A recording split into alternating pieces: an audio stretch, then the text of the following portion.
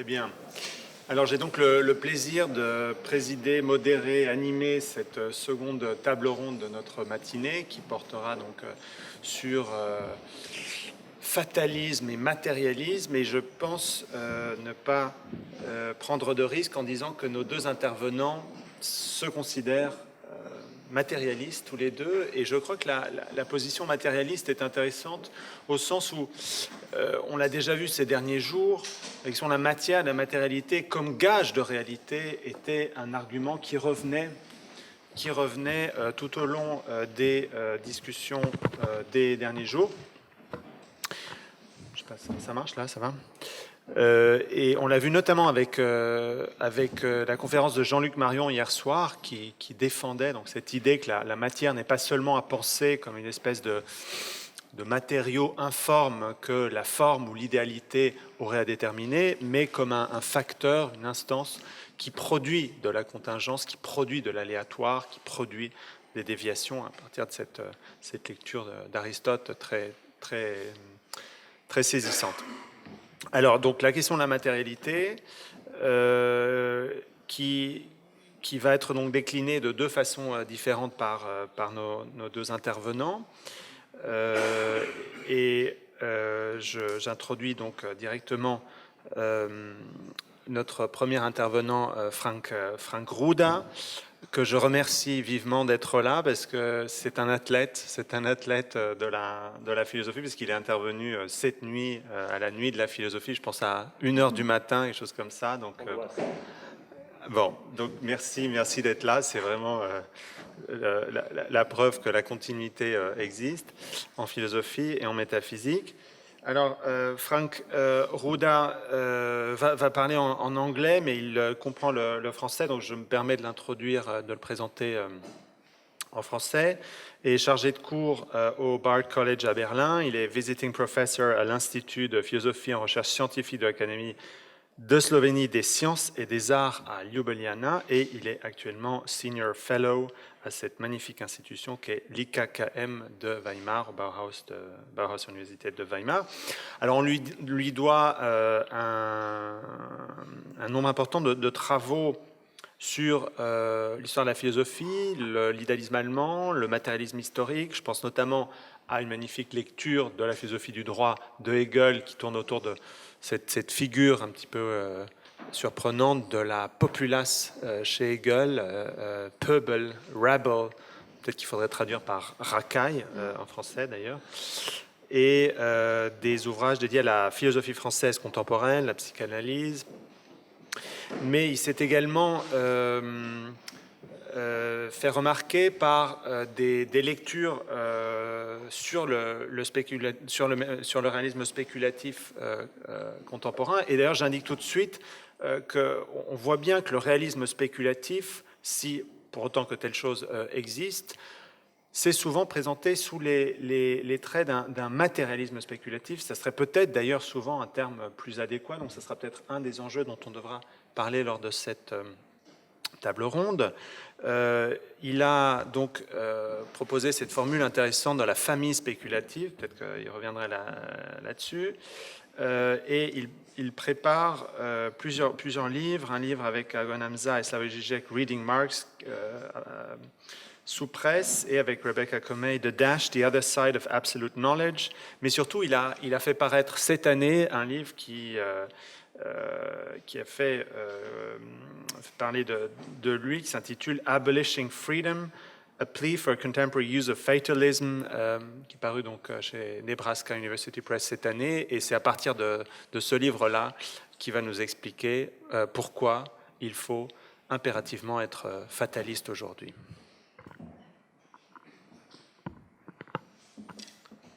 Thank you. I hope my constitutional will let me survive this.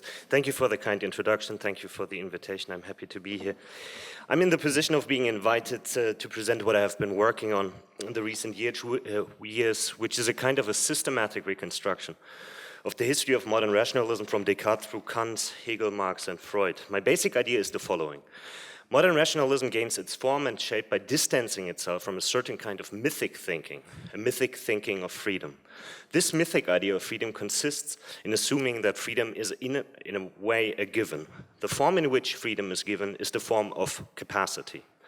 Because capacities, as Aristotle famously argued against the Megaricans, are actual, even if not actualized. In other words, they are real, even if not realized. I reconstructed the history of modern rationalism such that it attacks this assumption that there is a givenness of freedom before any actual realization of freedom by constantly and increasingly exorcising the last bit of givenness from the concept of freedom. This is, to my mind, the conceptually strategic or strategic conceptual function of the notion of predestination that equally Descartes, Kant, and Hegel defend. You find that in Freud under the label of psychic determinism. It is, in other words, a conceptual necessity of fate. What I call fatalism, and we will maybe see why I think it is a comic kind of fatalism. What I call fatalism consists in the very assumption of fate, of predestination to escape a pre-modern myth of the given of freedom in the form of capacity. I argue, and will do so today too, that one has to start from a very peculiar assumption, namely the assumption that the worst has always already happened. This will then not bestow one with a notion of freedom, but it is a necessary preliminary to even start to talk about freedom, I think. Today I want to present to you, and in the presence of Catherine, this is hopefully an adequate move, a Hegelian account of this kind of fatalism. Hegel discusses the emergence of philosophy in his lectures on the history of philosophy, I quote. Philosophy first commences when a race, ein Volk, for the most part has left its concrete life, when separation and change of class have begun, and the people approach toward their fall, when a gulf has arisen between inward strivings and external reality, and the old forms of religion, etc., are no longer satisfying. When mind manifests its indifference to its living existence or rests unsatisfied therein, and moral life becomes dissolved. Then it is that mind that takes refuge in the clear space of thought to create for itself a kingdom of thought in opposition to the world of actuality, and philosophy is the reconciliation following upon the destruction of that real world which thought has begun, unquote. Philosophy is the reconciliation that follows the destruction brought about by thinking. Therefore, philosophy is not reconciliation that overcomes destruction, but reconciliation with destruction. Philosophy emerges only when decay has already begun and is unstoppable, inevitable and thus necessary. Philosophy then thinks this necessary decay. It is the form of thought that thinks the annihilation and disappearance of the world as it is. Philosophy therefore cannot but be philosophy of the end. Only in this way it can begin. This is also how the concrete shape of spirits emerge within history, I quote. Its accomplishment is at the same time its dissolution, sein Untergang, and the rise of another spirit, unquote. Spirit as such emerges from dissolution. Philosophy as the highest form of spirit must follow the same logic. There is no spirit without dissolution, and spirit is the very spirit of its own dissolution. But therefore spirit is more than just dissolution. The thought of dissolution does not only emerge from dissolution itself, but is also the thought of this very dissolution in dissolution. It is, I quote, the restoration of its principle from the ruin to which they had been brought by thinking this very ruin. This is the general logic of spirit, I quote again. It makes war upon itself, consumes its own existence, but in the very destruction it works up that existence into a new form, unquote. Spirit works through its own destruction and thereby it becomes its own vanishing material. There is no spirit without destruction in Hegel, and philosophy as a part of spirit and as philosophy of spirit must take into account not only that the result of spirit's process is destruction of old forms and the creation of new ones, but also that it's, Hegel again, essentially the result of its own activity, unquote. Spirit's concrete manifestation follows this logic. It produces something, yet its, quote, fruit does not fall back into the bosom of the people that produced and matured it. On the contrary, it becomes a poisoned draught to it. The poisoned draught it cannot let alone, for it has an insatiable thirst for it. The taste of the draught is its annihilation, cannot pronounce that word, though at the same time the rise of a new principle, unquote. Each form of spirit generates something that it compulsively desires, yet it is precisely that which will bring it down. If philosophy, as Hegel says, has to do with the eternally present, it must take the very logic of spirit as its object, as any concrete form of spirit is nothing but a particular element of its own destruction. But this also means that any philosophy as philosophy of spirit begins from spirit's annihilation and is nonetheless a peculiar shape of spirit. There is no true philosophy of history in Hegel without the destruction of all possible determinate forms of spirit that give rise to the philosophy of history. Philosophy can begin only when spirit's history has come to an end, and this end is thought. In this sense, I quote, philosophy in any case always comes too late, arrives on the scene too late, only when actuality has completed its process of formation and attained its finished state, unquote. The finished state is the state of its end. Philosophy as philosophy of spirit is necessarily the form spirit adopts when it seeks to grasp not only one of its particular dissolutions and destruction, but also the dissolution of itself as such. This is why the history of spirit is a slaughter bench, as Hegel says, not only of individuals, but of spirit. Yet if this is the general principle of the practical realization of spirit, we're not dealing with a simple history of progress anymore, as was often claimed, but with a peculiar kind of what I want to call worsening. Things get worse and worse simply because this is spirit. Spirit is this worsening. And if there is progress, it is progress within the history of worsening. This does not simply mean that things go progressively down the drain. Rather, it suggests that all history is necessarily, on a structural level, the end of history. Historical unfolding is nothing more than the destruction of previous historical unfolding. This is consistent with Hegel's famous passage from the end of the preface to the Philosophy of Right. When philosophy paints its gray in gray, then a shape of life has grown old. By philosophy's gray in gray, it cannot be rejuvenated, but only understood. The owl of Minerva, you all know that, begins its flight only with the falling of dusk, unquote. Philosophy begins when the shape of spirit begins to decay, when it has grown old and is on the verge of dying. This means not only, as Robert Pippin has rightly argued, that Hegel does not present any normative account of what a state or a civil society should look like, but that he depicts the status quo of his contemporary society because it is a shape of life grown old that has come close to its end. Philosophy depicts what is in a state of decline, and it can depict it only because it is in this very state. The end is therefore not only near, but also always already there. Or, if there is philosophy, the end has always already taken place. For a philosophy that itself claims to entail the general concept of philosophy, as Hegel does, this must mean that everything has always already come to an end.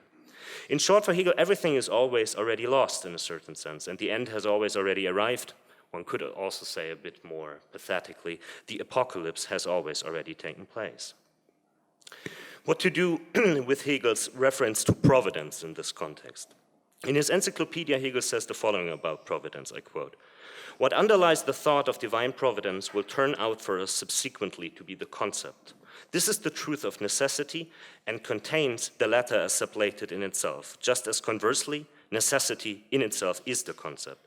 Necessity is blind only insofar it's not comprehended, and there is therefore nothing more wrong than the reproach of a blind fatalism, a charge made against the philosophy of history.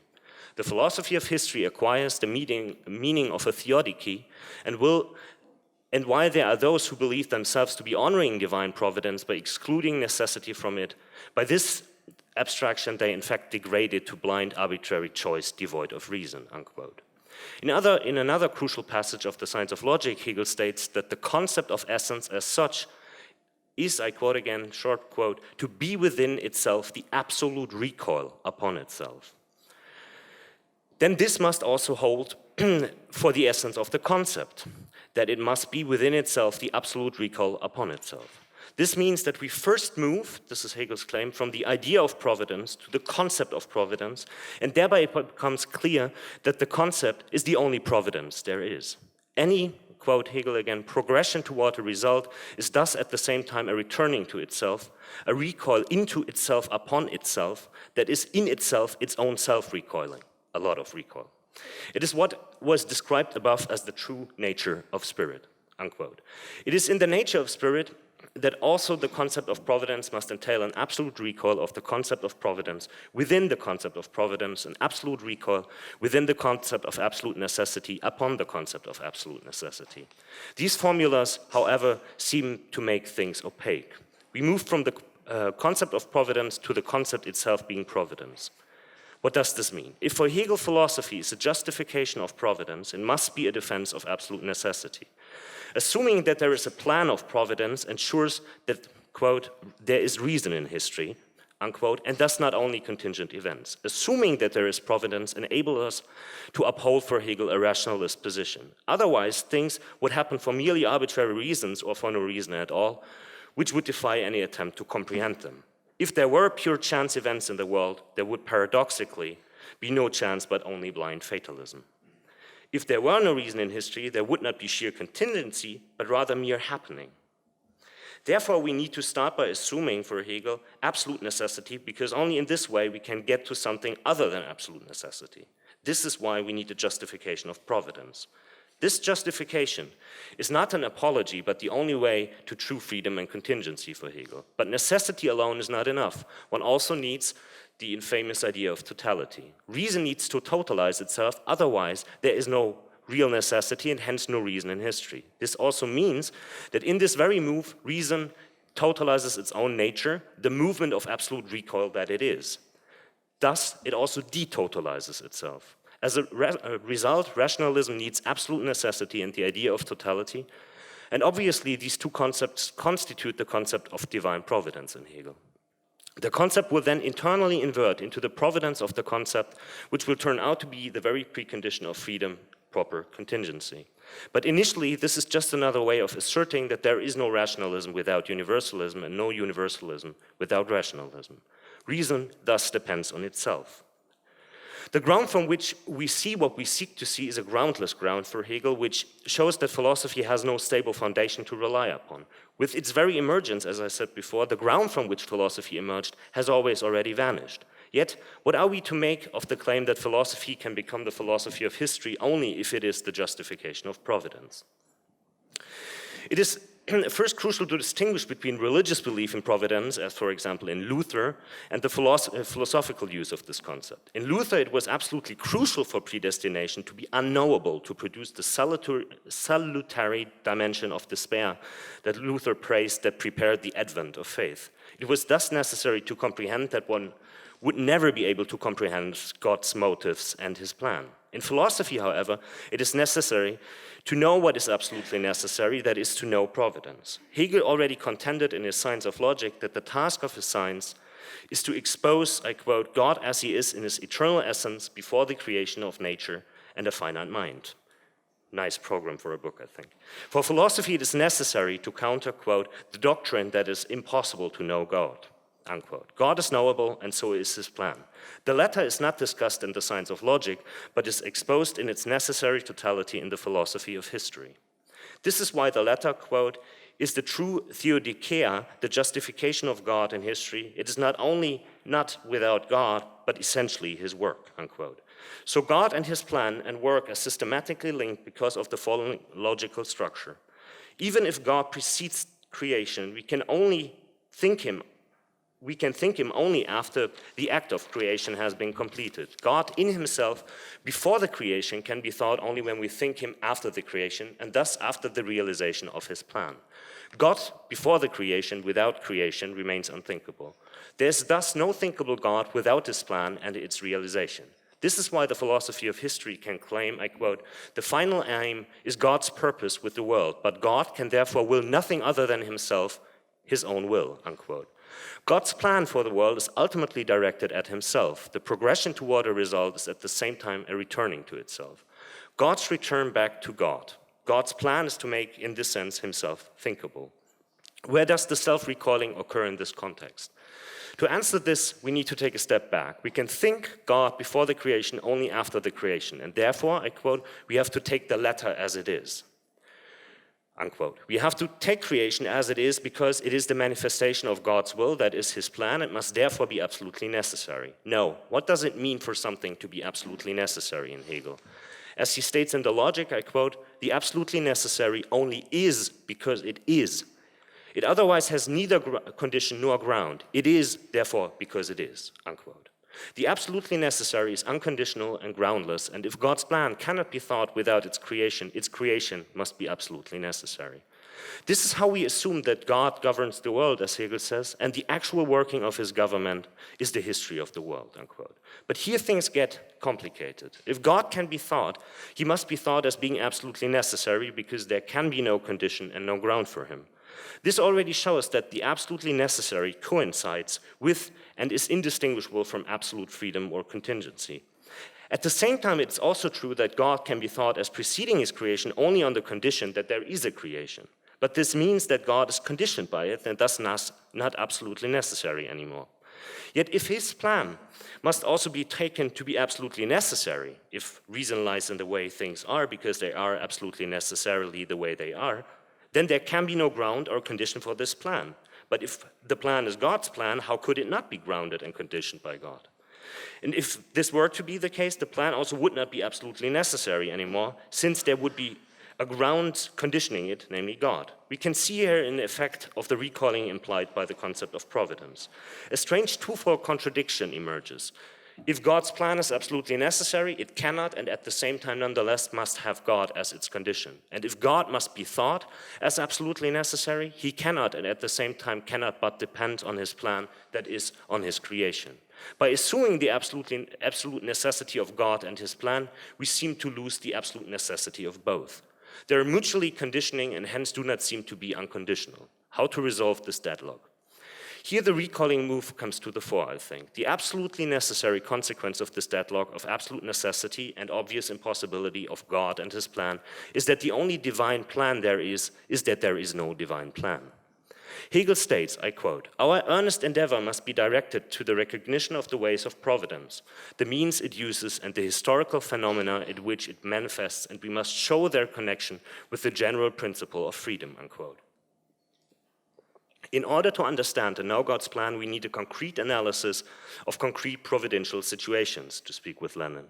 This analysis follows an imperative we can find in Hegel's logic. We have to simply take up what is before us. Aufnehmen, was vorhanden ist. Aufnehmen, not aufheben. So we take up what is as that which it is and thus think God's plan. But from the perspective of philosophy, what is it that is before us? If philosophy begins only when a figure of spirit has grown old, and if God's plan can be thought only when it is revealed in its totality, otherwise there could be no philosophy of history proper, it must necessarily follow that the totality of what is before us is a vanishing totality. This is another way of stating that there is philosophy of history as the determinate presentation of divine providence only at the end of history. Here we can see the absolute recall of the concept within and upon itself. The concept of divine providence implies that it must itself be vanishing. The fact that God's plan can be thought only if it has vanished in its totality proves this plan to be absolutely necessary. Consequently, the philosophy of history can properly emerge only at the end of this process, that even God's plan and with it everything that it has already vanished. It can emerge only if the end has already taken place. One should therefore read literally what Hegel states in the preface to the philosophy of history, that, I quote, "This idea or reason is the true, the eternal, the absolutely powerful essence, that it reveals itself in the world, and that in the world nothing is revealed but this," unquote. In German, Hegel's formulation entails an ambiguity, namely that in the world nothing, nichts, is revealed als sie, which one can read in two ways. Nothing is revealed in the world but reason, or nothing is the very form in which reason is revealed. One should read both of them, I think, together. In the world, God's creation, nothing is revealed but reason is revealed in the world precisely as the nothing of revelation. In different terms, the only thing that is revealed, which is reason, is that nothing is revealed, but this is a super important revelation. This structure is what Hegel's concept of the cunning of reason is about. The point is not that providence is ungraspable, it is fully graspable. But when one grasps it, one comprehends that there is nothing to be grasped. This nothing is a fully determinate nothing. If everything that happened must have happened because God willed it, and if everything that happened became properly thinkable only when it vanished, God's whole plan is a plan of vanishing, a vanishing plan, and thus the plan is, in the end, that there is no plan. God's plan does not entail a hidden message to be deciphered, or better, the only message to be deciphered is that there is no message to be deciphered. Providence can properly be comprehended when it is comprehended in its vanishing totality, that is by philosophy. This does not simply mean that we can understand God's thought before the creation, only after the creation, but that we can understand them only after the complete vanishing of the creation itself. This argument seems tautological, yet it is not. After the vanishing of creation, which is what is before us as creation, we ultimately end where we begin, before the creation. We can think before the creation, we can think God before the creation only after the vanishing of the vanishing creation. It is important to add here yet another move. What are we actually thinking when after the vanishing of creation we think God's thoughts from before the creation? The answer is we think his predestined plan. Yet this predestined plan is that there is no predestined plan. This is why Hegel can justifiably claim, I quote, "The great assumption that what has taken place on this side in the world has also done in conformity with reason is nothing else than trust in providence only in another form," unquote. This other form that amounts to a slight shift of perspective completely changes everything. This shift makes clear that God's plan can be known, but knowing it does not help at all, as this very knowledge is ultimately a knowledge that there is nothing to know. To completely know divine providence thus means that we know something, but this knowledge amounts to knowing nothing, a determinate nothing. Yet, it is still more than not knowing anything. In the same vein, Hegel claims, I quote, "What experience and history teach is that peoples and governments never have learned anything from history," unquote. The lesson of the philosophy of history is, in this sense, that there is no lesson from the philosophy of history, and this is its most important lesson. This is why Hegel can contend that ultimately reason, I quote, "is its own material which it commits to its own active energy to work up." Yet, and this is the ultimate step in the recalling movement on and of divine providence, that which is mediated through negation, knowing through history that God's plan is that there is no plan, finally coincides with immediacy. The coincidence of mediation and immediacy leads us to the necessary insight that God has no plan other than the plan to have no plan, which ultimately amounts to having no plan. The providential detour proves that the only providence there is must be that there is no providence. But because of the coincidence of mediation, the plan that there is no plan, and immediacy, this means there is no plan, ultimately God himself has to admit that he has no plan. But if he himself must necessarily admit that he has no plan, and who but God should have a plan, this means that God himself has to admit that he does not exist. And this is absolutely necessary. Thereby, the very fulfillment of his plan in the end leads to the self-abolition of God. Its paradoxical structure, this is absolute recall. Its paradoxical structure necessarily entails not only that one knows that there is no God, this is never enough somehow, but also that God too knows that he himself does not exist and admits it. In this sense, the worst, the apocalypse, has always already happened precisely because it happened even before the creation of the world and history. This is comic, isn't it? Thank you.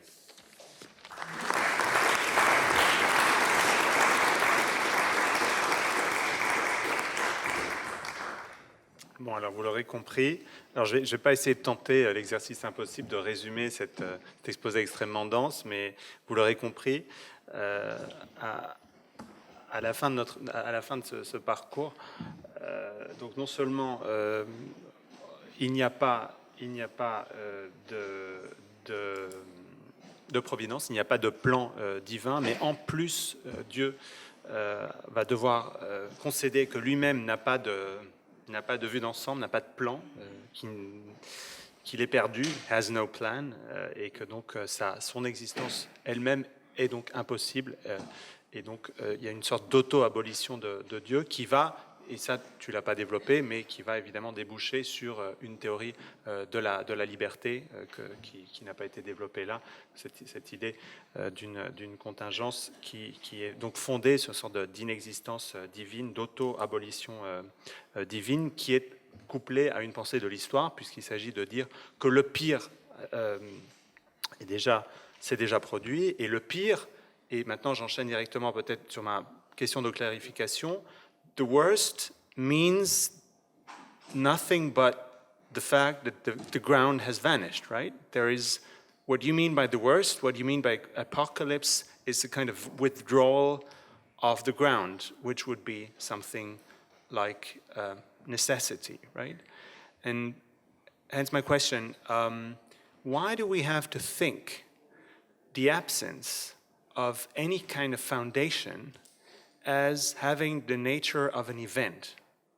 Why does the necessity of contingency have to take the form of a historical event, something that had to take place? Why can't it just be a logical or metaphysical necessity? Why do we have to think in this historical vein, which is, I think, the interesting operation you make, which is only what allows you to think about God, think about creation, think about providence. Can't we just get rid of all of that? And what kind of event is it? And to what extent is it a historical event? Or is it not just something like the event of thinking that would be totally devoid of world and of history? No, that's a good point. I mean, what I try to argue is that, let me put it like this, that Hegel's account that he gives on the philosophy of history is what psychoanalysis would call a traversal of fantasy. That's the systematic approach, right? Because it's not sufficient to basically claim that there is no ground, as it's not sufficient to simply say that there is no God, right? I mean, you don't get rid of that. There is this nice, I don't know if you know that, there's this nice graffiti where someone wrote, God is dead, and then it says Nietzsche, and then below it says, Nietzsche is dead, God. And there is a third twist, which is basically, oh dear, both are dead, and I'm not feeling well either. I think the last one is the proper materialist perspective. It's too easy, right? I mean, that's what's the graffiti somehow about. That's what I wanted to say. It's too easy to basically say, no, there is no ground, because somehow Adrian Johnson once called that the myth of the non-given. And I think there is something like that, which is why the next step, I think, in the articulation of this is to show why this point I tried to make is one that in a certain sense cannot be assumed.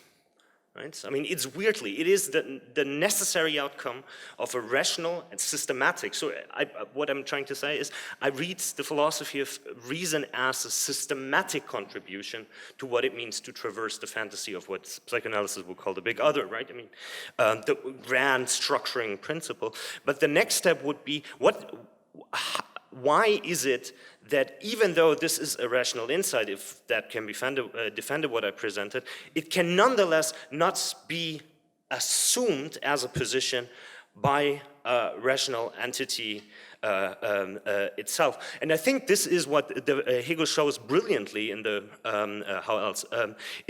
phenomenology of spirit. Right? I mean, you constantly get one move where you see that something you assumed before cannot be consistently upheld, but nonetheless, you sort of try to stick to it, invent a new maneuver.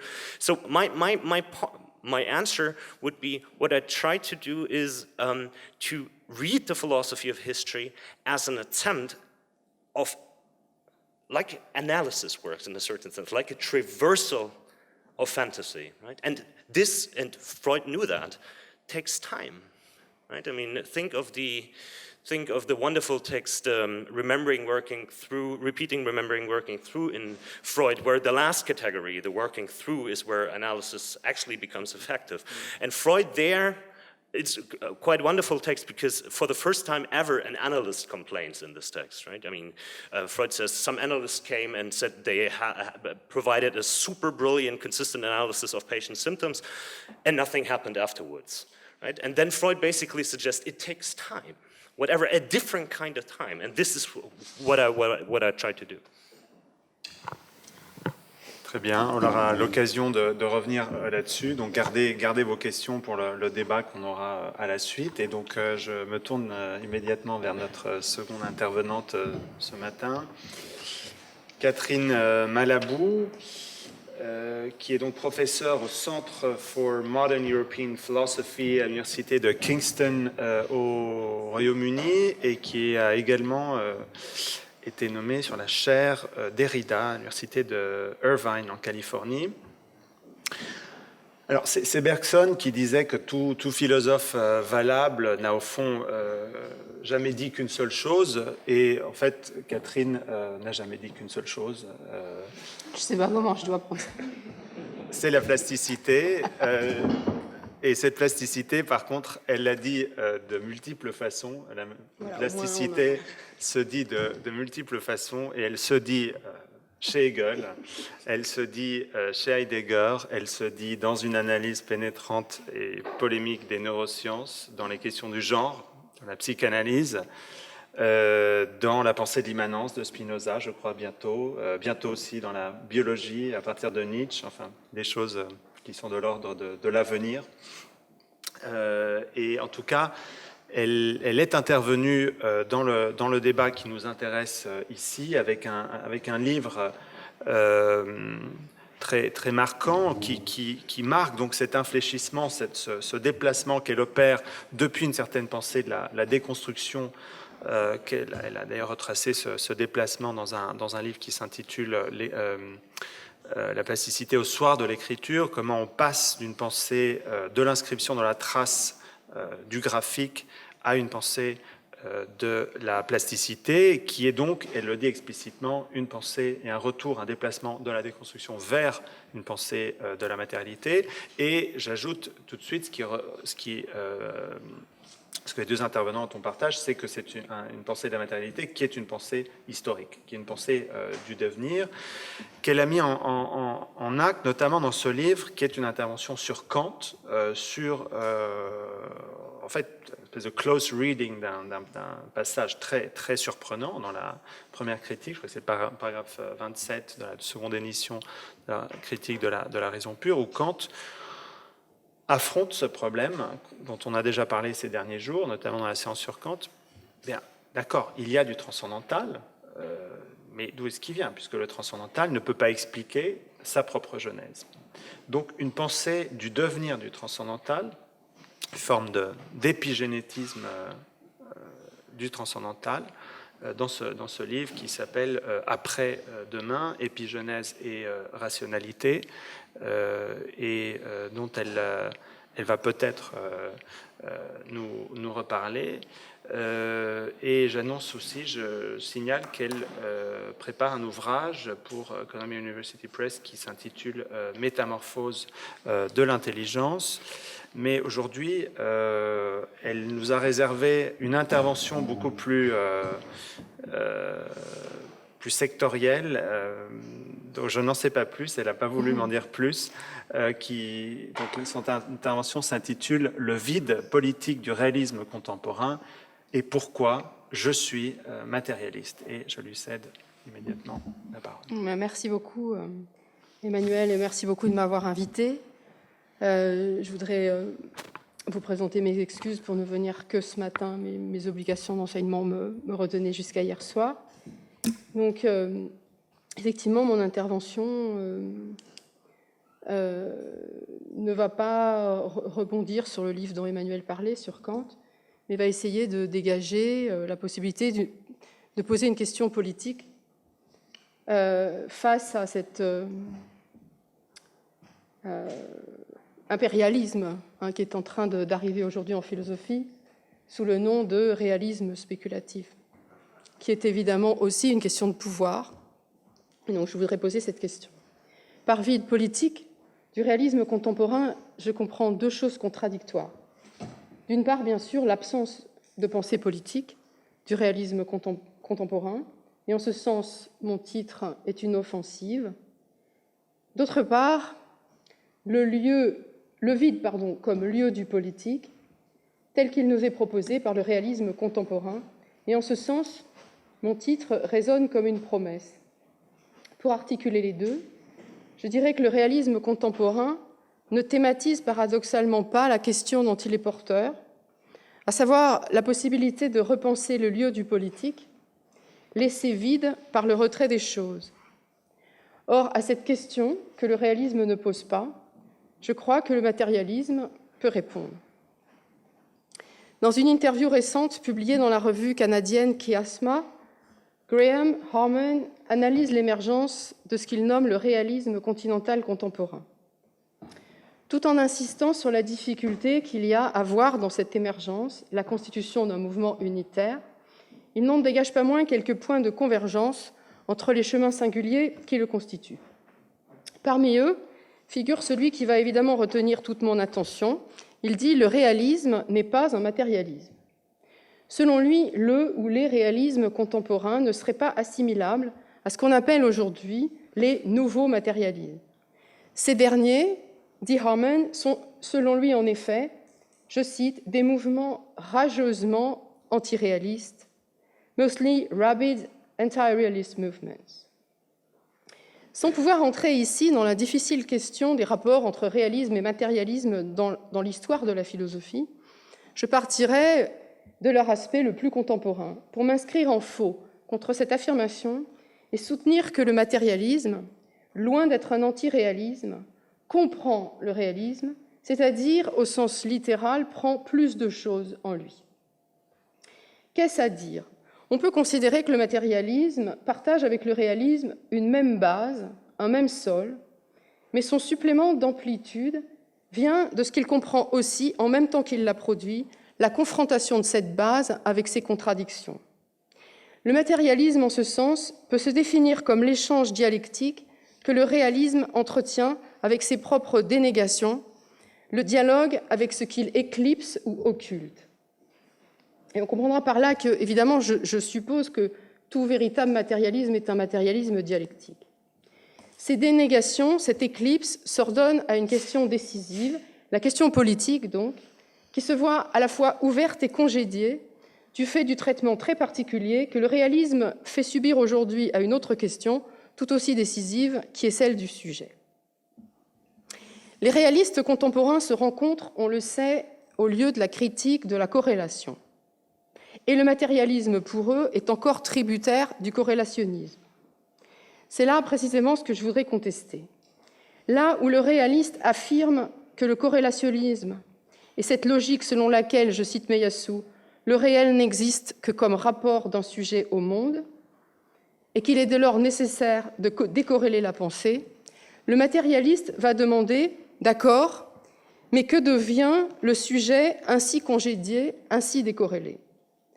Disparaît-il purement et simplement de la scène du réel, ou n'est-il, pour reprendre un terme de Jacques-Alain Miller, que suturé ?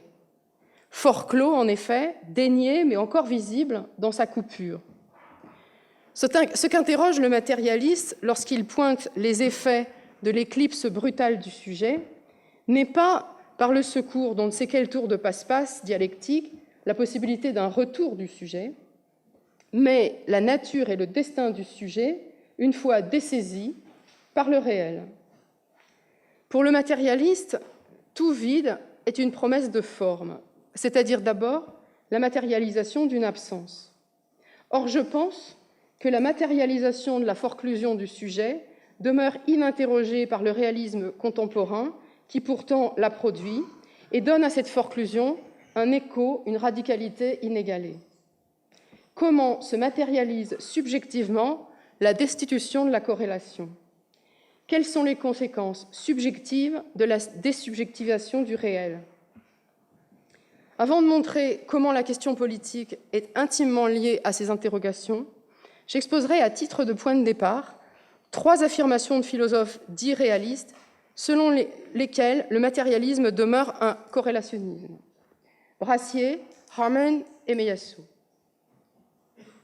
Dans sa thèse « Alien Theory, the Decline of Materialism in the Name of Matter », Ray Brassier entend dégager les rudiments de ce qu'il appelle un non-matérialisme, au sens que François Laruelle donne au concept de non-philosophie. Le non-matérialisme, dit Brassier, n'est pas un anti-matérialisme, mais un matérialisme libéré de son idéalisme implicite. En effet, selon lui, la décision matérialiste, qui consiste à identifier le réel à la matière, procède d'une confusion entre matière et concept, d'un échec à effectuer la séparation transcendantale rigoureuse entre matière et détermination de pensée. Donc il s'agit, pour Brassier, pour le non-matérialisme, c'est-à-dire à l'époque le réalisme, il faudrait entendre réalisme comme non-matérialisme au sens laruellien, d'élaborer, je le cite, une théorie de la matière sans concept. Donc le réalisme serait une matière sans concept. Deuxième référence, en se référant à un autre de ses articles au titre explicite de Realism Without Materialism, et afin d'exposer sa théorie Object Oriented Ontology, OOO, Harman insiste sur ce qui, dans les choses, se tient radicalement hors sujet, échappe, dit-il, à tout accès. Prenant l'une de ses sources essentielles dans la lecture de Heidegger, et de ce que Heidegger dit à la fois de la chose et du retrait, Harman demande, je traduis, que font les choses en soi, les unes aux autres, lorsque les humains ne les regardent pas? N'y a-t-il donc aucune relation des choses entre elles en dehors de nous? Aucun philosophe, selon lui, ne prend cette question au sérieux. La science elle-même en pervertit la portée en y proposant une réponse justement matérialiste. À la question « que font les choses en dehors des sujets ?», eh bien, la science répondrait simplement « eh bien, une boule de billard en frappe une autre, un morceau de fer est attiré par un aimant ». Pourtant, ça devrait être clair, une telle réponse n'est pas réaliste. Le matérialisme, dit Harman, idéalise ces objets en les réduisant à un petit nombre de traits mathématiques appuyés par l'état actuel de la physique. Or, on trouve la même conclusion que chez Brassier, le réel ne peut pas se réduire à des déterminations de pensée.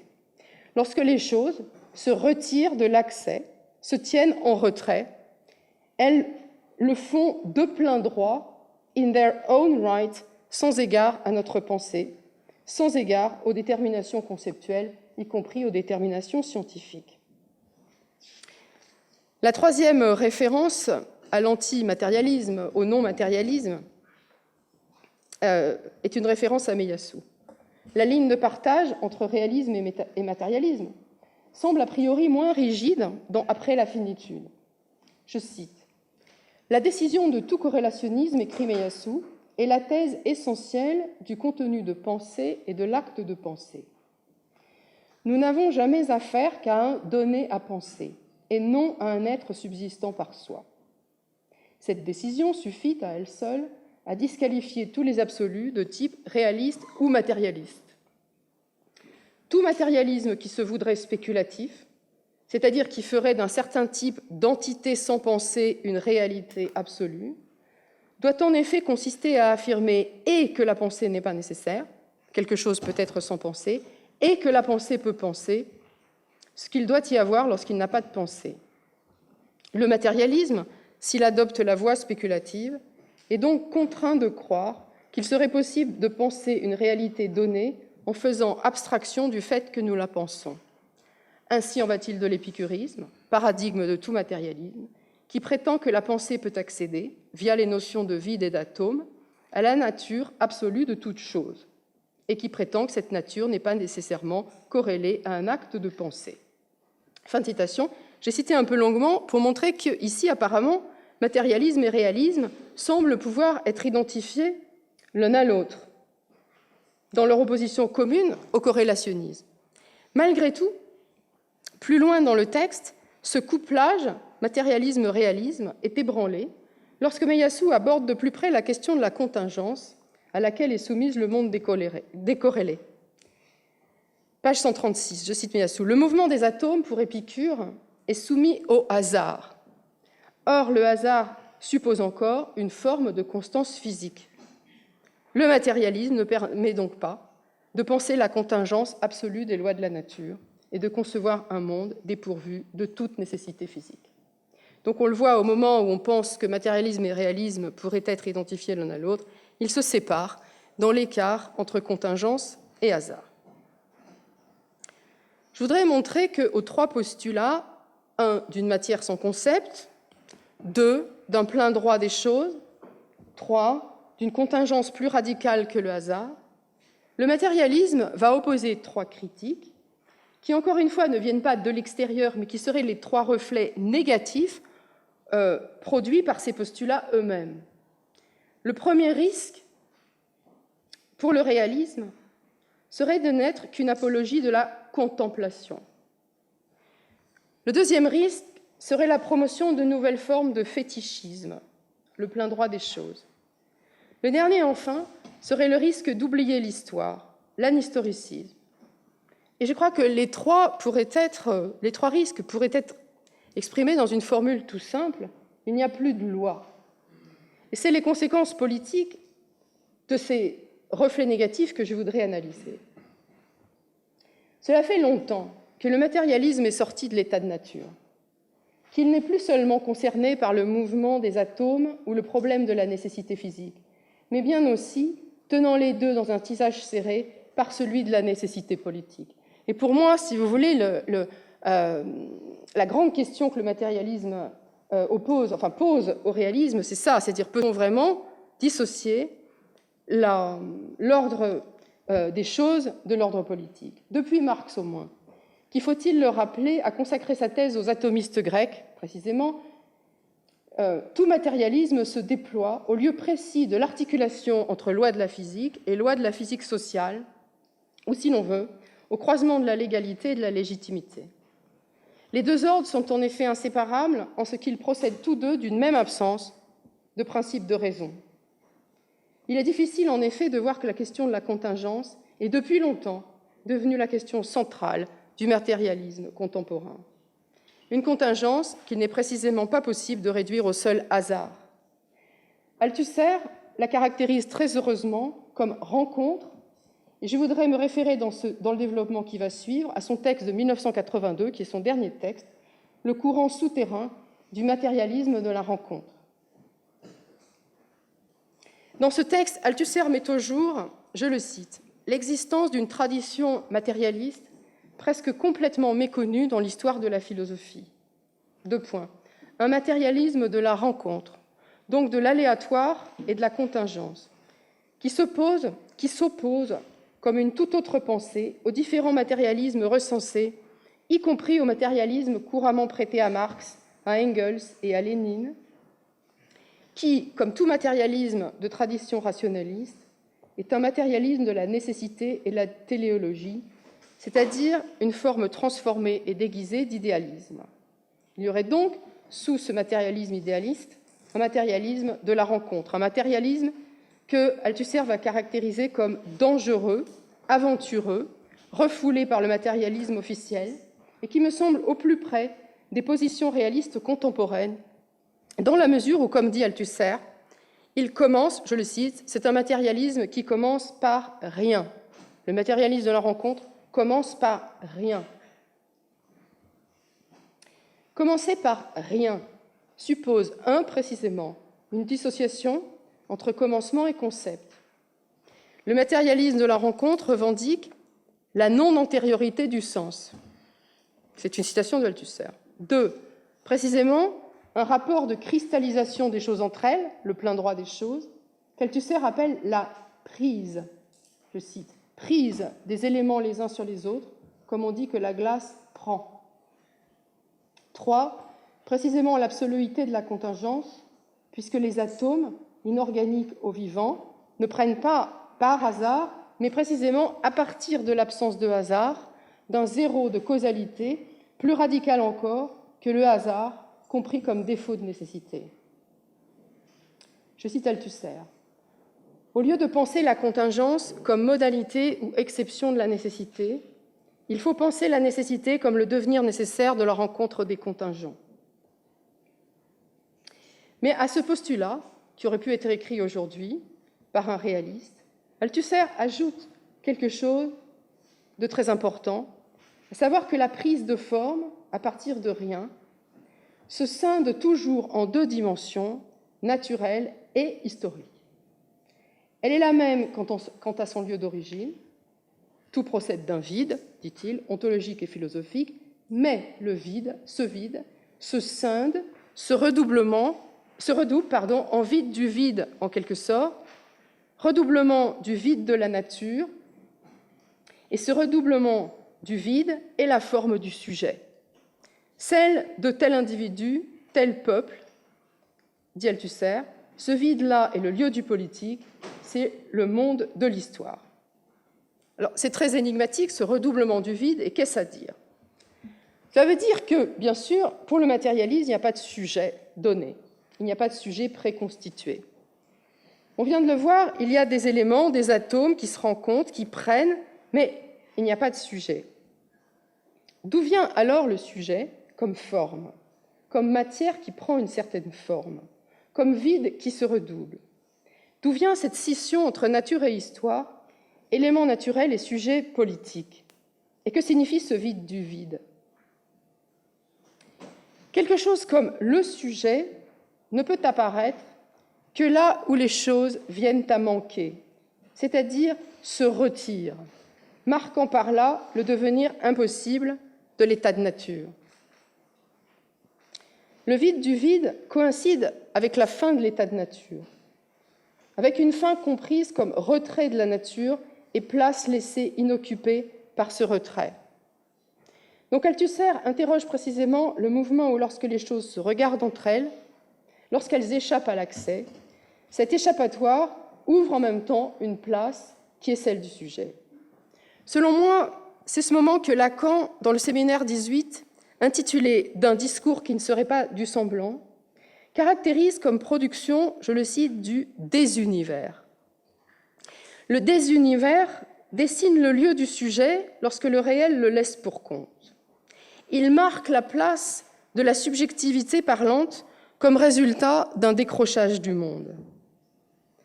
Althusser est comme on sait un lecteur de Rousseau, et l'on peut induire de sa lecture la conclusion très intéressante que ce ne sont pas les sujets, comme on le croit habituellement, qui décident de sortir de l'état de nature, mais c'est l'état de nature qui se retire, se boucle en quelque sorte sur lui-même, en laissant derrière lui un résidu. Le contrat social coïncide alors avec la naissance résiduelle du sujet, lequel prend forme quand les choses l'abandonnent, à partir d'un abandon des choses, au double sens du génitif. Le sujet abandonne les choses dans la mise en commun, mais dans le même temps, il les abandonne au sens où il est laissé pour compte par elles, ce qui signifie aussi qu'il laisse derrière lui son statut ontologique d'élément naturel. Il devient alors, dit Althusser, non seulement une forme qui prend, mais aussi une partie prenante. Je cite Althusser. Le plus profond de Rousseau est sans doute découvert et recouvert là, dans cette vue sur toute théorie possible de l'histoire, qui pense la contingence de la nécessité comme effet de la nécessité de la contingence, couple de concepts déroutants, mais qu'il faut sans doute prendre en compte. Or, ici, la contingence qui préside à la théorie de l'histoire est bien celle de la naissance de la politique, naissance qui coïncide, comme l'enseigne le second discours de Rousseau, avec la désertification de la terre, que l'on pourrait interpréter en termes contemporains comme retrait des choses, provoqué, comme on le sait chez Rousseau, par le doigt de Dieu, c'est-à-dire par rien, un retrait sans origine ni raison, la terre devenant par endroits inhabitable, c'est-à-dire devenant pour des raisons inexplicables, non plus une terre d'accueil, mais une indifférence désertique, un pur rapport des choses entre elles, laissé à la contingence de leur ordre comme de leur désordre, un réel sans personne, mais provoquant par là l'accident d'une séparation, laquelle devient la nécessité après coup du sujet politique. Klein amène du passage de la nature à l'histoire. C'est dans le vide politique que doit désormais se faire la rencontre, écrit Althusser. Althusser enchaîne avec une lecture du Prince de Machiavel et s'intéresse particulièrement à ce que Machiavel appelle la fortune. La fortune, ce serait le nom donné à la contingence politique, c'est-à-dire à ce qu'il devient de nous, à ce qu'il advient de nous quand les choses nous laissent tomber. Il y a bien sûr un réalisme de la fortune. La politique, c'est ce qui se trouve là. Mais il y a aussi une force de la fortune qui s'appelle vertu. Il y a une intervention du sujet sur la contingence qui s'appelle vertu. Et cette vertu, elle tient à la possibilité de sélectionner les possibles, ce qui est la tâche des sujets. Si tout est possible, si tous les mondes sont possibles, tout n'est pas pour autant possible, car nous devons sélectionner le meilleur des possibles, qui n'est jamais évidemment garanti, qui n'est pas logiquement nécessaire, mais qui est notre affaire. La forme du désunivers, c'est-à-dire la forme politique, émerge de la rencontre entre la fortune, la contingence, et sa force, la vertu, l'alliance du renard et du lion. De ce croisement, le prince n'est pas l'auteur, mais le théâtre, gouverné qu'il est à l'intérieur de lui, dans son corps, la matière de son être, par les éléments mêmes qu'il gouverne. Je cite Althusser, en sorte que le prince est gouverné au-dedans de lui par les variations de cette autre rencontre aléatoire, celle du renard d'une part, et du lion, et de l'homme d'autre part. Cette rencontre peut ne pas avoir lieu, mais elle peut aussi avoir lieu. Elle aussi doit être durable pour que prenne la figure du prince dans le peuple, prenne, c'est-à-dire prenne forme. Donc, le prince part de rien, mais en même temps, sa vertu est de rendre le possible possible. N'est pas un sujet au sens d'un sujet préconstitué, c'est un homme de rien, dit encore Althusser, parti de rien et partant d'un lieu inassignable. Encore une fois, ce lieu pensé comme des univers. Machiavel en vient à l'idée, je le cite encore, que l'unité sera faite s'il se rencontre un homme sans nom. Les dés sont ainsi jetés sur la table du jeu, elle-même vide. Dans une perspective différente, celle de l'analyse de la démocratie, Jacques Rancière qualifie pour sa part d'anarchique ce vide qui préside à la communauté politique, laquelle, je cite, « n'est portée par aucune nécessité historique et n'en porte aucune.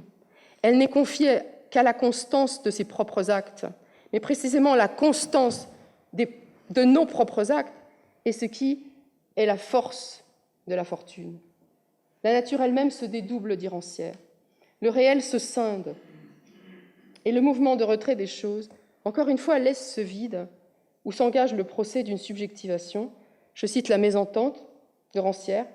Toute subjectivation politique est la manifestation d'un écart, l'arrachement à la naturalité d'une place, l'ouverture d'un espace de sujet où n'importe qui peut se compter, parce qu'il est l'espace d'un compte des incomptés, d'une mise en rapport d'une part et d'une absence de part. Ces citations confirment mon hypothèse, qui est que le sujet politique est l'exclu réel du réel, une exclusion que la contingence produit comme son sillage.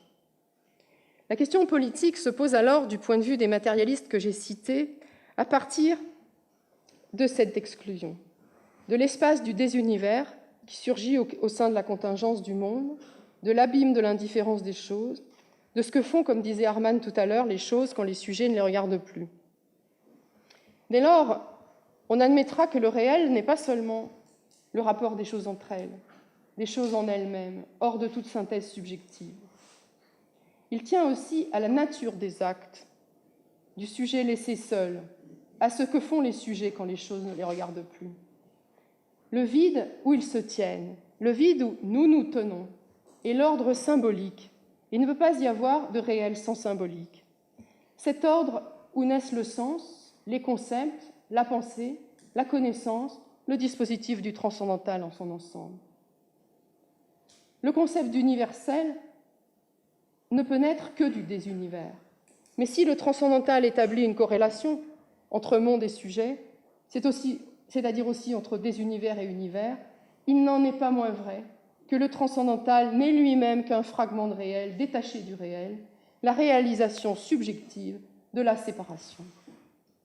Il faudrait prendre la peine d'étudier très sérieusement le lien entre donation et abandon, comprendre le donné comme ce qui tombe, comme une pierre, comme un atome, un fragment détaché de la montagne ontologique.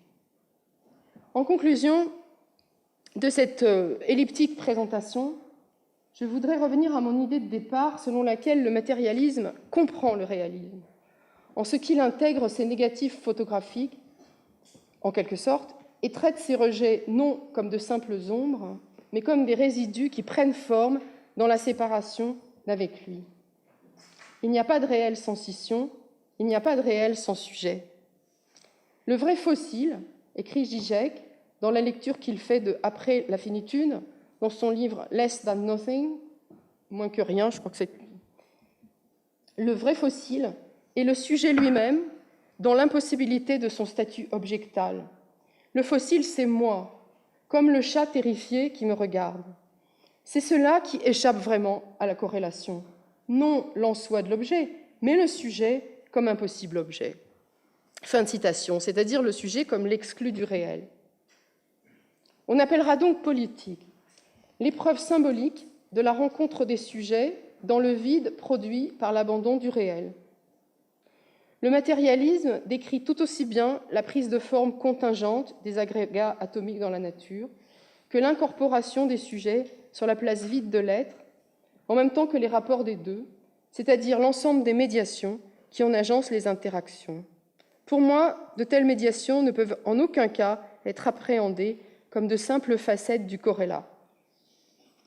En relisant récemment Les aventures de la dialectique de Merleau-Ponty, je lis, page 56, « Il y a les sujets, il y a les objets, il y a les hommes, il y a les choses, mais il y a aussi un troisième ordre, celui des rapports entre les hommes inscrits dans des outils ou des rapports sociaux. » Je pense sincèrement que sans la prise en compte des effets de sujet dans le réel, sans la prise en compte des effets de sujet du réel dans le réel, en conséquence, sans la prise en compte de ce troisième ordre, économique, technique et social, le réalisme risque de n'être qu'une apologie de la contemplation, c'est-à-dire finalement une forme particulière d'idéalisme qui se confond avec un culte de la passivité ontologique.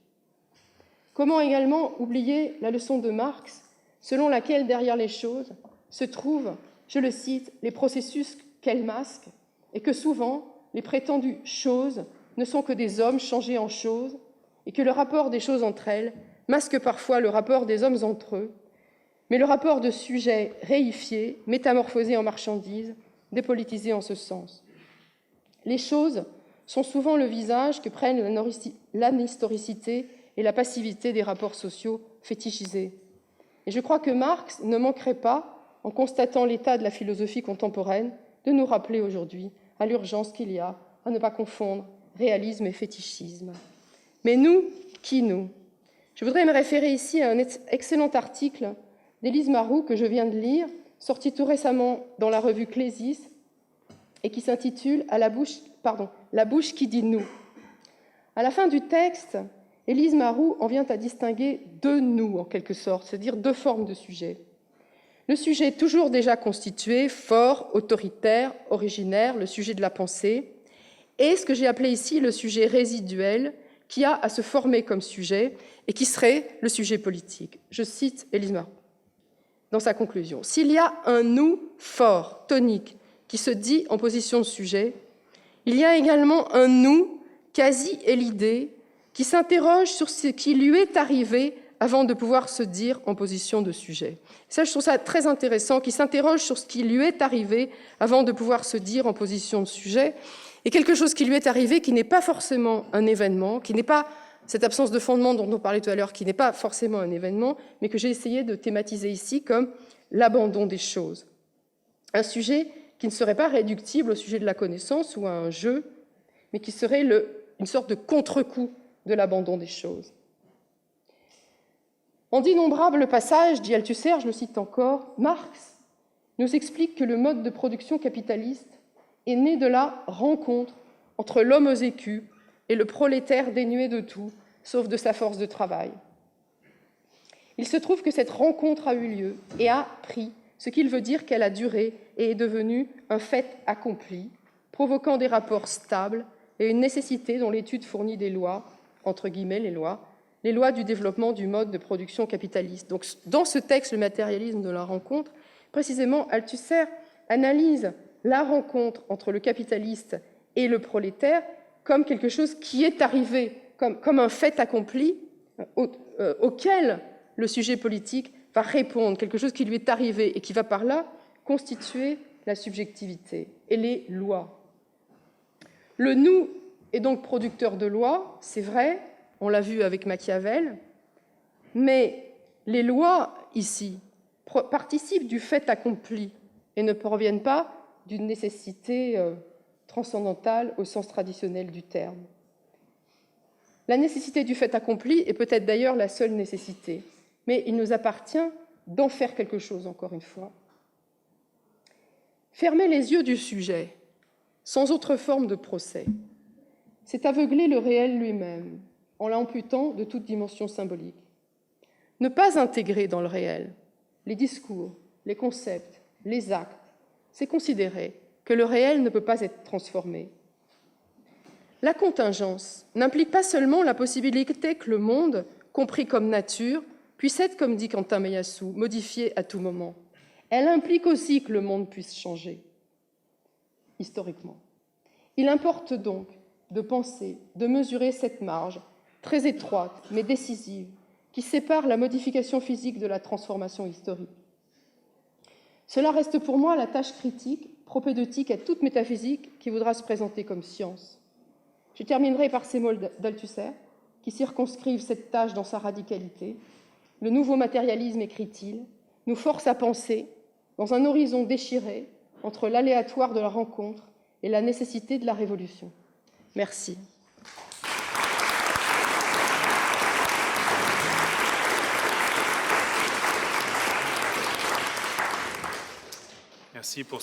Merci pour cet exposé qui opère un retournement de son propre titre, puisqu'il s'agit de passer du vide politique que tu penses pouvoir déceler dans le réalisme contemporain à une politique du vide, puisqu'au fond, ce que tu fais, c'est dire le vide n'était pas assez vide et il faut introduire du négatif de sorte que dans cet abandon des choses, dans cette espèce de vide sidéral, il puisse y avoir un retournement, l'émergence d'un sujet, l'émergence de quelque chose comme la possibilité d'une transformation historique et politique.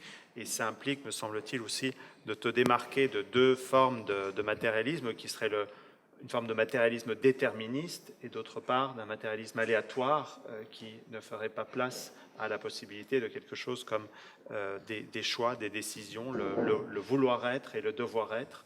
Alors évidemment, la première question qui vient à l'esprit, c'est de quelle nécessité s'agit-il? Est-ce que ce n'est pas juste un effet d'homonymie, de considérer que ces lois de la nature sont nécessaires et d'une nécessité politique et la nécessité de l'agir? Est-ce que le fait de le devoir-être ontologique et le devoir-être politique, qu'est-ce qui se passe quand on considère que c'est une seule et même chose? Comment s'opère cette transition et dans quelle mesure est-elle liée à cette émergence d'un sujet qui est à la fois, si je comprends bien, résiduel et en même temps à venir, rétrospectif et prospectif. Est-ce que tu pourrais juste revenir là-dessus et indiquer pourquoi tu opères cette synonymie? D'abord, je crois que c'est toujours difficile de parler du réalisme, du matérialisme. Mais disons que s'il y a un postulat du matérialisme par rapport au sujet, c'est le postulat selon lequel le sujet est toujours un résultat et jamais un point de départ. Ça commence d'ailleurs avec Hegel, la grande discussion entre Hegel et Kant sur ce sujet, et puis ensuite l'idée de la production du sujet chez Marx, etc. Donc le sujet est un résultat. Et dans résultat, il y a résidu, il y a reste, et on pourrait évidemment ici convoquer toute la pensée déridienne du reste, comme un effet de réel, reste, la chose. Donc en fait, le sujet est un résultat, et résultat veut dire réel, à savoir que le sujet n'est pas produit comme quelque chose de différent du réel, il est produit comme un atome de réel. Alors, quelle est la différence avec le réel? Eh bien, c'est que le résultat dont je parle est le résultat d'un abandon du réel. C'est-à-dire qu'à un moment, quelque chose comme la subjectivité naît de l'effet. Un sujet, c'est une instance qui s'effraie, qui commence par ressentir l'effroi d'une situation dans laquelle les choses l'ont abandonné. Ça, c'est un postulat qui est commun à beaucoup de pensées politiques et à la psychanalyse. C'est aussi pourquoi j'ai parlé de Lacan. On peut aussi citer Freud, qui parle du moi comme d'un caillou qui s'est détaché du réel. C'est le fameux motif de l'abandon, mais qu'il faut prendre, pas du tout en un sens seulement psychologique, qu'il faut prendre en un sens ontologique. L'atomisme, c'est aussi un effet de sujet. C'est aussi, ce que veut dire aussi individu, c'est-à-dire que résultat d'une sorte de division et d'un abandon. Alors, pour répondre à ta question, mais finalement, d'où viendrait la nécessité d'agir? D'une certaine façon, il n'y a pas de décision, on n'a pas le choix. C'est-à-dire que la subjectivité, c'est aussi la phrase d'Élise que j'ai citée, la subjectivité, elle se constitue en réaction, qui est en quelque sorte automatique, à cet abandon. Hein, c'est la naissance du symbolique aussi chez Lacan, c'est-à-dire que le langage est peut-être la forme la plus explicite de cette réaction au détachement, à l'abandon par les choses. C'est nécessaire, mais en même temps, ça ne l'est pas, parce que au sens où la nécessité serait le fruit d'une décision, on n'a pas le choix. Alors, thank you so much. Just a quick point about the choice question, because one could say that logically there are two kinds of choices, right? The one choice is one that one takes consciously in face of certain given options. The other is, but there is another kind of choice that, for example, Kant refers to when he talks about the primordial choice of character, right? The kind of character that I am. Or Freud calls that the choice of neurosis, right? That's a choice that somehow is there, but I never made, right? Somehow the way, or let's put it differently, the way in which I dream, or if I fall in love, right? There is a choice, and it's not like, let's say, neuronal stimulus, right? There is something more, but it's a different kind of choice. Would that fit what you're saying? I mean, this kind of, let's say, being in a position where it's fundamentally undecidable if it's active or passive, so to speak. Oui, je pense que c'est exactement ce que dit Althusser quand il parle du prince. Là, je suis en train de chercher, je la retrouve plus. Quand il dit que le prince ne fait pas de choix, ne prend pas de décision au sens, mais où il va croiser, il va permettre la rencontre entre différentes séries d'éléments. alors, la question qui va se poser, et j'aimerais bien, I would like to also ask maybe if Ray, if he would like to intervene and to respond to maybe restate his position. Do you accept this reading? Do you consider that this was an appropriate paraphrasing of your thought? And please have the mic. And the question would really be: is there a prohibition of the normative, of the ethical, of the political, once you make a choice of something like the necessity of absolute contingency? Do you have to forbid yourself to make any kind of statement that would be such of a selection? Is the kind of materialism of encounter that Althusser is talking about already restriction of the possible? As for the issue of necessity of contingency, that's more of Quentin Meillassoux. I think he has things to say about how his account can incorporate normativity in political decisions. In terms of the characterization, in terms of my earlier work from this account of matter without a concept, at that time. There's an account of subjectivation in this kind of Laruellian context, but I think, and it was articulated in the work Catherine cited, with an account of capital as a kind of totalizing, as an equivalent of the value form in the conceptual domain. But I departed I think that account of subjectivation, of a kind of transcendental subject capable of somehow resisting the subsumption by the value form did not work, which is why I kind of abandoned or moved away from that framework. In terms of my contemporary work, I think what is missing in terms of my recent work on Sellers is a Kantian philosopher who has absolutely no problem accounting for the normative. I mean, normativity is at the very heart of his account, which is a kind of transcendental naturalism, but a naturalism which articulates, the normative, conceptual normativity in every possible register, including that of value and ethical, prescriptive, etc., and a kind of valueless or fact-governed ontology. What's missing in Sellers is, in a way, is I think what Hegel provides, is the transformation that Hegel introduces into the theory of the subject. So I think, but there is something to say about political subjectivation, but this requires an account of capitalism, and I'm not sure that new materialism has anything to say about capitalism and Marx. So I think the resources for thinking, for articulating, I think, a theory of the subject where the subject is precisely no longer kind of, cannot be reified and is this scission or kind of rupture in the kind of, in this total system of ontological relations. But this rupture must somehow be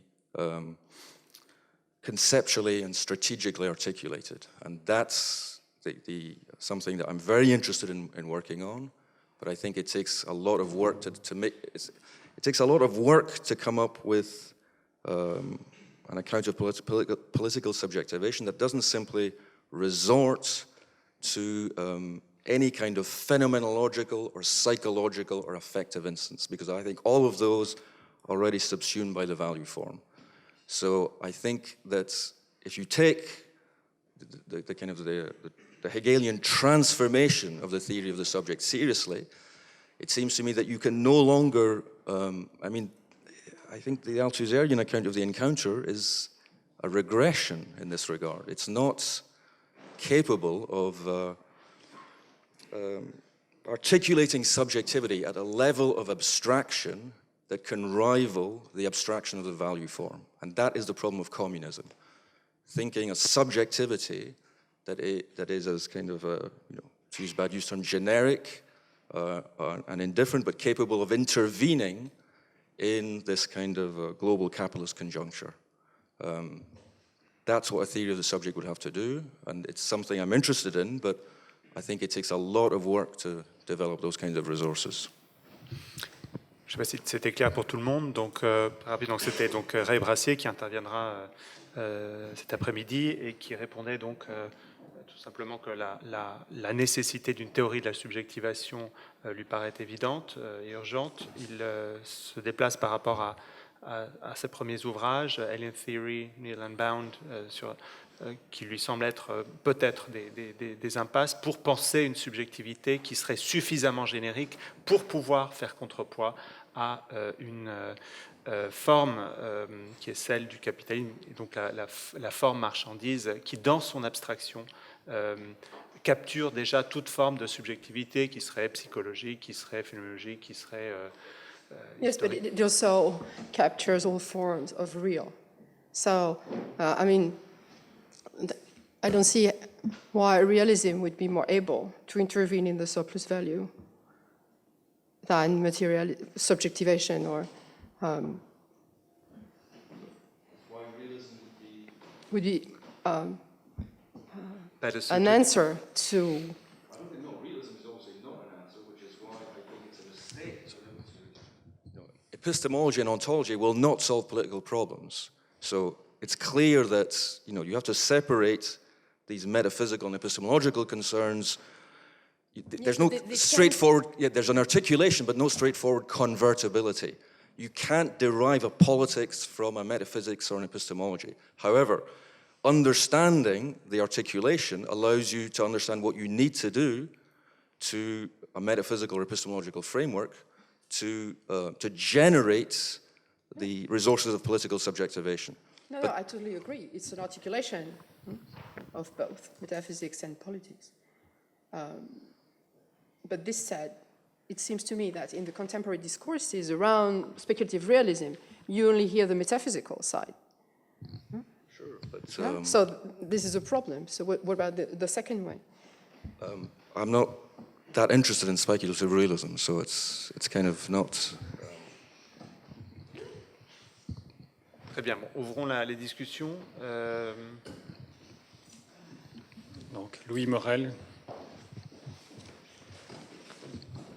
Merci. J'aurais une question à Franck Rouda. Je peux la poser en français?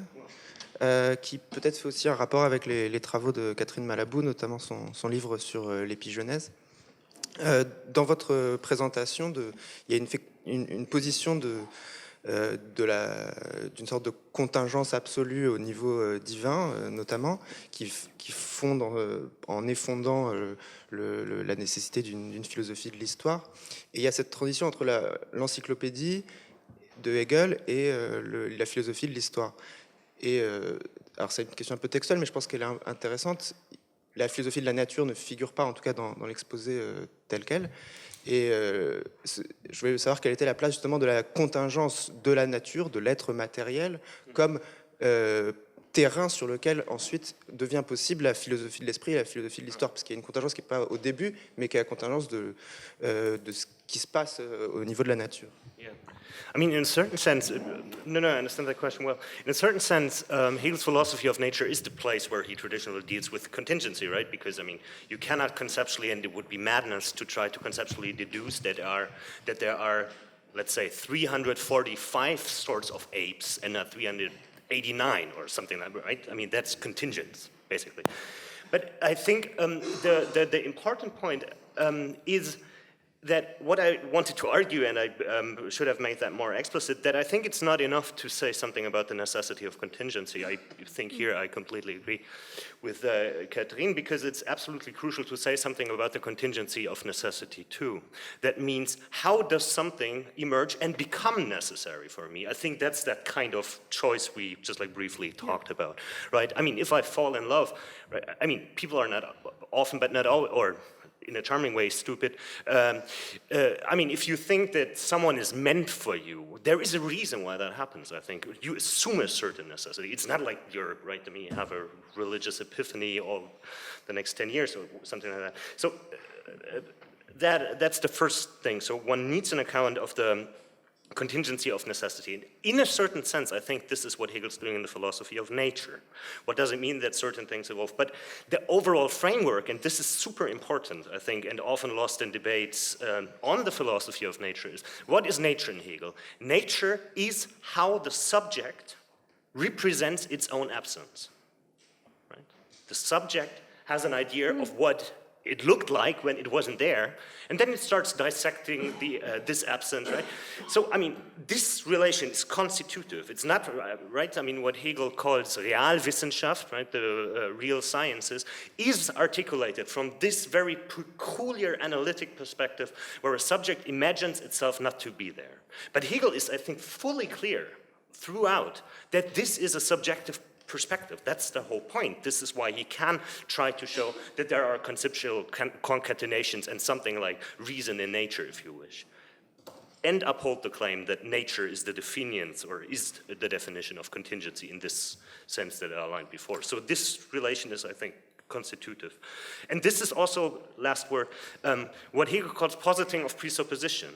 Right? I mean, that kind, it's not like we deduce nature from the concept, no, but it is the way that we explain to ourselves, to put it like that, our own material conditions. And this is why, I mean, it's charming, right? I think these days Hegel is even actually correct with the number of planets that he deduced or something like that. But I mean, this relation is constitutive.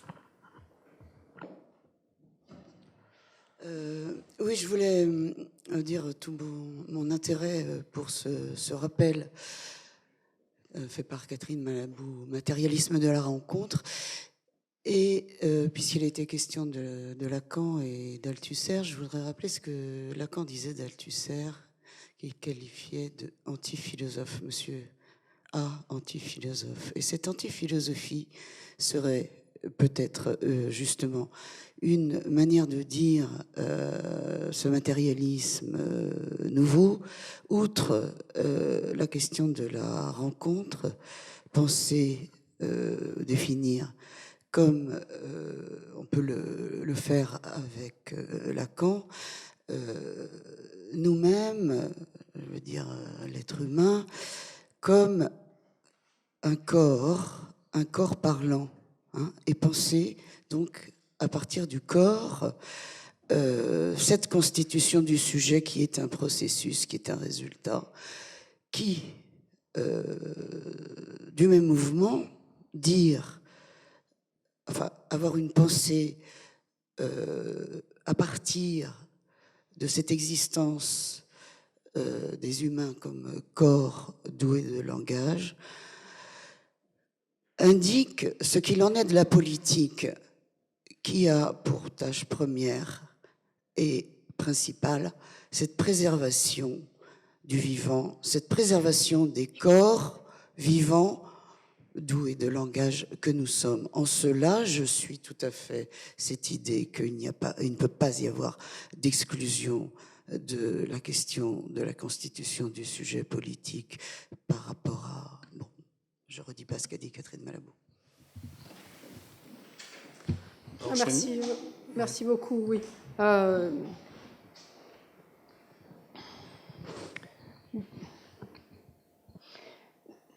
Je ne sais pas, enfin, effectivement, la question du corps est centrale.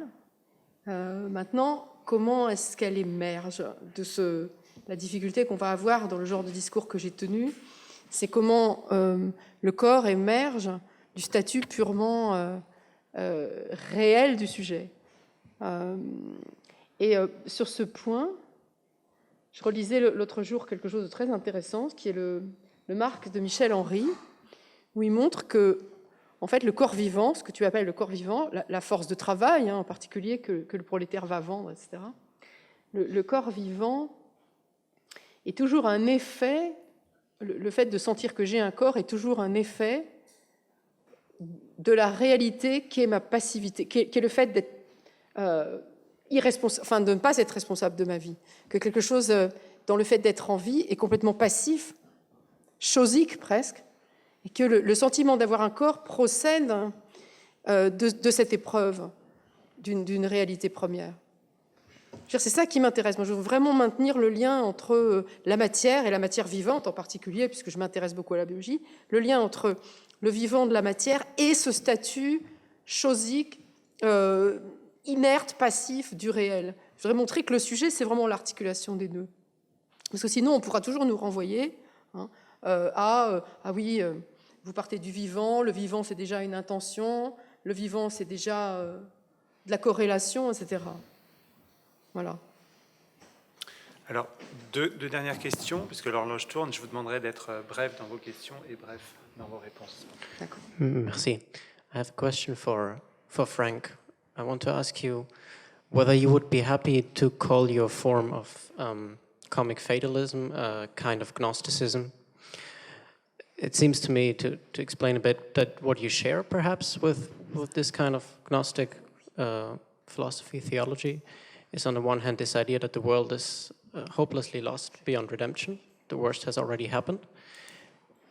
And secondly, also the idea that philosophy, understood as a rationalistic enterprise, has a role to play in our answer to this predicament.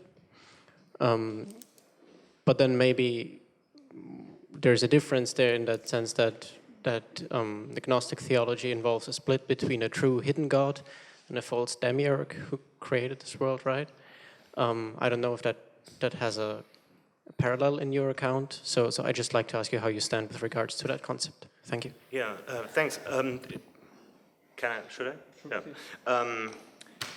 I mean, the thing that could have popped up in the discussion between Ray and Catherine was the issue of ideology critique, which I think is more crucial than, for me, is very crucial. And what I try to do is basically to suggest that, or what I want to try to do is that fatalism is a kind of ideology critique. This is why I linked it to analysis. So I'm not interested at all in the devaluation of, I don't know, a nice dinner or whatsoever. But I think conceptually, I always was, and I make it short, I always thought people mostly only quote the last line of Beckett's The Unnameable. But shortly before the last line, he says a wonderful, wonderful situation. He says, "Is there nothing, or do I have no eyes? This makes three options to choose from." And I think not to fall for a too swift assumption that something is always in that or this way given, one should choose the third option. There is nothing and I have no eyes to see it, but it's better to do this than to constantly see with something that is not there with eyes that one imagines, I think. So I wouldn't say that's Gnosticism, short answer. Peter Zendy.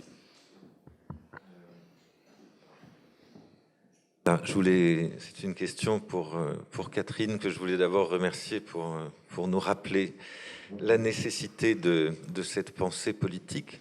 La question que je voulais te poser, c'est qu'il me semble que il y a chez Ieyasu lui-même l'ébauche d'une sorte d'agenda, je ne sais pas si on peut l'appeler politique, qui se trouve dans l'idée de ce qu'il appelle le deuil essentiel et dans sa pensée de l'inexistence divine, qui au fond, comment dire, annonce quelque chose qu'il désigne du nom de communisme, et qui serait, si je le comprends bien, quelque chose comme la fin du politique. Donc il me semble qu'il y a quand même un horizon qu'on pourrait appeler messianique, je crois, dans ce qu'il appelle le quatrième monde. Il y a aussi un horizon, disons, de génétique, le premier monde qui serait celui de la matière, le deuxième monde, troisième monde, et ce quatrième monde à venir qu'il essaye de lire en lisant la théorie de l'éternel retour chez Nietzsche. Alors, je me demandais si c'est pas aussi là que devrait se porter cet argument si fort que tu déploies, c'est-à-dire au fond interroger en fait cette fin du politique que Ieyasu semble appeler de ses voeux dans cette étrange, très étrange relecture de l'éternel retour, bon, qui est seulement ébauché, esquissé d'une part dans un article qui était publié dans Critique, qui s'appelle, je crois, Deuil à venir, Dieu à venir, et puis d'autre part dans un article qui est resté assez confidentiel, qui s'appelle L'immanence d'outre-monde. Et il me semble que ces deux fragments, qui sont visiblement des fragments de la mythique thèse que tout le monde connaît sans la connaître parce qu'elle n'est pas publiée, mais enfin qu'ils indiquent quand même une sorte d'agenda politique, mais qui me semble aussi extrêmement problématique parce qu'il s'agit justement de la fin du politique. Voilà. Catherine. Alors, oui, merci beaucoup. Moi, j'ai pas lu cet article, donc il m'est difficile de répondre dessus par rapport à ça, mais l'article d'Althusser, je suis d'accord que c'est pas un article à programme. Donc précisément, si le texte d'Althusser m'intéresse, ça n'est pas parce que le politique devrait pour moi nécessairement amener une forme, enfin, nous faire penser le communisme, etc. En ce sens, là-dessus, je suis pas du tout d'accord avec Zizek que le communisme est l'horizon indépassable de notre temps. Ce qui m'intéresse dans l'article d'Althusser, c'est la référence à Marx pour justement remettre en cause toute idée de messianisme. Parce que ce qu'il appelle le matérialisme de la rencontre, c'est précisément un matérialisme sans promesse et sans résultat. Pour autant, est-ce que la déconstruction du matérialisme participe de la fin du politique? Je suis d'accord que le messianisme pourrait produire cet effet de fin du politique, mais un matérialisme de la rencontre pourrait aussi fonctionner là-dedans, puisqu'il n'y a plus de grands récits, il n'y a plus de grands soirs, il n'y a plus de téléologie, etc. Je pense au contraire que en déconstruisant le messianisme, cet article d'Althusser, qui est lui-même un fragment, qui n'est pas, encore une fois, un texte à programme, et qui en plus procède de la période où Althusser était malade. Ce texte est intéressant dans la mesure où